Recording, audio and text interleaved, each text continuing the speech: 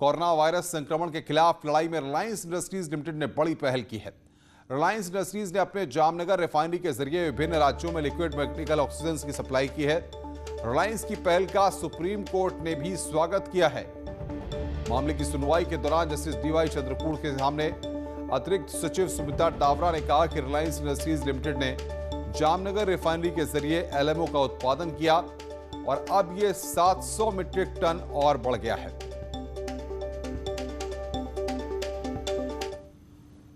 भारत की सबसे बड़ी कंपनी रिलायंस इंडस्ट्रीज के चौथी तिमाही के नतीजे शानदार रहे हैं। इस तिमाही में कंपनी का मुनाफा 13,227 करोड़ रुपए रहा, जो पिछली साल इसी तिमाही से दोगुना है। पिछले साल इस तिमाही में मुनाफा 6,348 करोड़ रुपए था। वित्त वर्ष 2021 की चौथी तिमाही में रिलायंस की कंसोलिडेटेड आय 1.5 लाख करोड़ रुपए से ज्यादा रही, जो पिछली तिमाही से 24.9% ज्यादा है।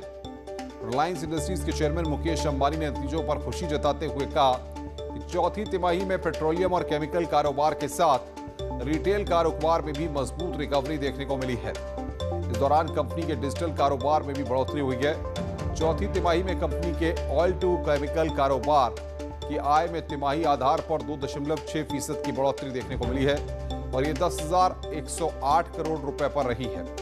इसी तरह सेगमेंट में ईबीआईटीडीए तिमाही आधार पर 16.9% की बढ़त के साथ 11,407 करोड़ रुपए पर रहा है, लेकिन इस सेगमेंट की ईबीआईटीडीए मार्जिन में 30 बेसिस पॉइंट की कमजोरी देखने को मिली है और ये 11.3% पर रही है।